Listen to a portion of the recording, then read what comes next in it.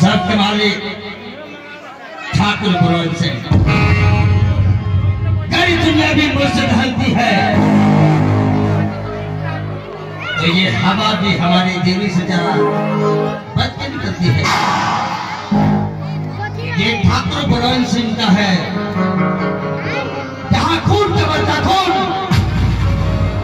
इज्जत का बदला इज्जत से ले जाता है। जिसके चलते यहाँ कोई गुनाह नहीं करता, मगर इतने सब कुछ होने के बावजूद भगवान ने मुझे एक ही बेटा दिया है, जिसका नाम मैंने तूफान सिंह रखा है। मगर क्या बताऊं, इस हवेली के अंदर कदम रखने के बाद नहीं बेटे तूफान सिंह को देख रहा हूं और नहीं अपनी बड़ी की जीआरपी को।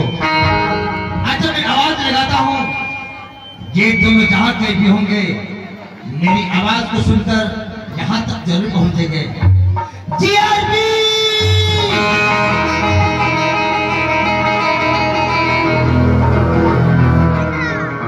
महाराज साहब की जय जयकार। जीआरपी सबसे पहले मेरे बेटे तूफान सिंह को बुलाओ। ठाकुर तूफान सिंह हाजिर है।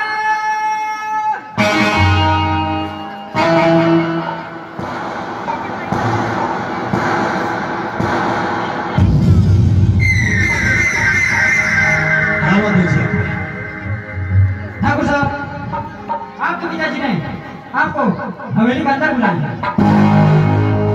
क्या मेरे पिताजी मुझे हवेली के अंदर बुलाया? और फिर ऐसी कौन सी जरूरत पड़ गई जो कि आज तूफान सिंह को हवेली के अंदर बुलाया गया है? अगर वाकई पिताजी मुझे हवेली के अंदर बुलाया है तो मैं चल पिताजी से मिलने के लिए खुद ब खुद मैं चलता हूं।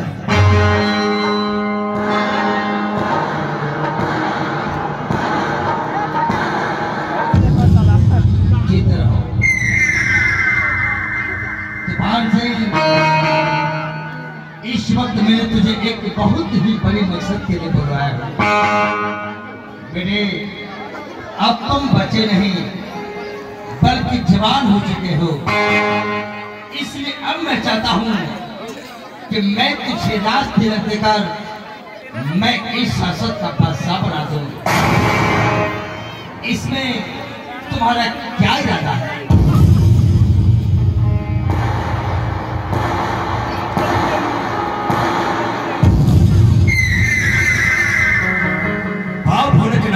आपने जो कुछ कहा यहाँ तक तो ठीक है, मगर यह कैसे हो सकता है कि एक बेटा राष्ट्र से बैठे और इतने जनताओं का बोझ अपने सर पे लेके जाए? यह तो अशुभ काम है पिताजी, और अशुभ काम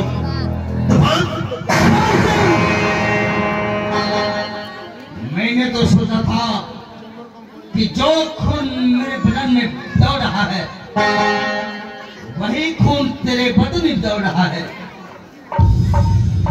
मगर तेरे बदन में खून नहीं बल्कि पानी भरा है। एक राजपूत खानदान का औलाद होकर इस शासक का मालिक बनने से तुम डर रहे हो। तूफान सिंह, ठंडे दिमाग से सोचो। अब मेरी जिंदगी के कोई ठिकाना नहीं कि मैं इस दुनिया से कब तक बसूंगा। इसलिए मेरी जिंदगी में तुझे राज तिलक देकर इस शासक का मालिक बना देना चाहता हूं। ठीक है पिताजी, अगर आपकी जिद है कि आपके जीवन हो तो मैं इस राज में बैठूं, तो मैं आपके बातों को इनकार नहीं करूंगा। मैं इस राज में बैठने के लिए तैयार हूं और इस वक्त मैं शपथ लेता हूं, जिस तरह सदियों से सियासत में खोल का बदला खोल, इज्जत का बदला इज्जत, ठीक इसी तरह मैं आपके बताए हुए रास्ते पर चलूंगा।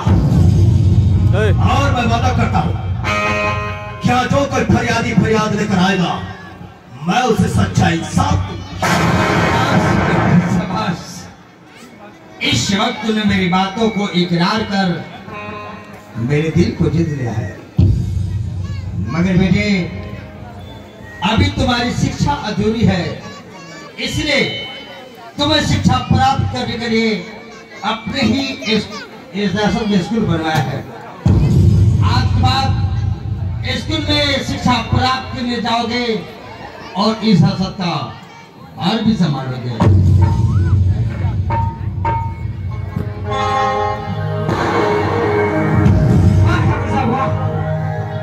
मैंने सपना में ही नहीं सोचा था कि आपके पिताजी को चित्र रहते हुए आपको सिंहासन पर बैठने का मौका मिलेगा। देखा, बाप के जरूरत हो तो मुझे इस रात से बैठने का मौका मिला है और इतने जनताओं का बोझ अपने सर पे लेके चलने के लिए पढ़ाई और बुद्धि की आवश्यकता हो। और पिताजी भी चाहते हैं कि मैं पढ़ लिख कर एक अच्छा इंसान बनूं, मगर पढ़ाई में तो मेरा दिल लगता नहीं। मगर पिताजी के बातों को रखने के लिए मुझे स्कूल तो जाना होगा। तो फिर चल, आज के बाद हम दोनों एक साथ स्कूल का दौरा करें।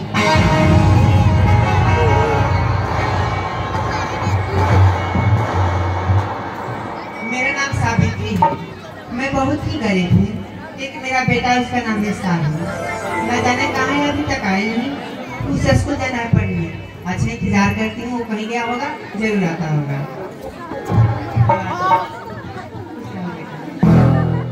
क्या बात है माँ, तुम उदास क्यों हो माँ?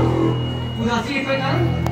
साहिल बेटे, तुम जानते हो कि हम लोग कितना गरीब हैं, किसी तरह से तुम्हारा परवरिश कर रही हूँ। हाँ माँ, मैं जानता हूँ कि पिताजी के मर जाने के बाद एक तुम ही तो मेरी सहारा माँ। माँ तू कितनी अच्छी है माँ, तू कितनी भोली है, कितनी अच्छी है, तू कितनी भोली है, प्यारी है।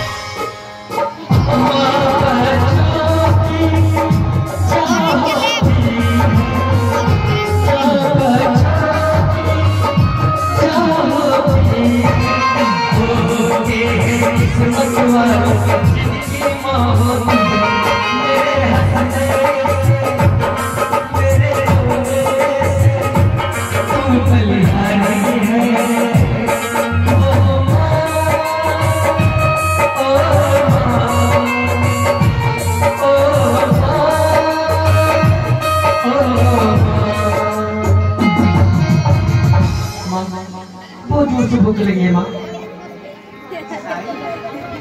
बेटा तुम्हें बहुत जोर से भूख लगी है? लेकिन बेटा खाने के लिए तो घर में कुछ भी नहीं है। मैं तो ऐसा ही बोल रहा था, मुझे भूख नहीं है माँ। साहिल, एक काम कर बेटा, तुम्हारा स्कूल जाने का समय होता है, तू चला जा पढ़ने। तू पढ़ नहीं कर आएगा, मैं तुम्हारे घर से व्यवस्था करके खाना बना कर रखूंगी, ठीक है ना? कितना समझदार है बेटा, माँ की हर बात मानता है। भूखे पेट रहेगा। मेरा नाम है पिंकी, मैं जा रही हूँ स्कूल। मेरे साइकिल में ही इंतजार करती हूँ। हाय काजल दीदी। हाय प्रिया, हाय दीदी, कैसी हो? मैं भी अच्छी हूँ। देखती हूँ कैसी दिक्कत आएगी मेरी सहेली। ठीक है। हाय कैसे हो तुम? मैं भी अच्छी हूँ। देखो चाहते हैं स्कूल पढ़ने के लिए, लेकिन स्कूल तो बहुत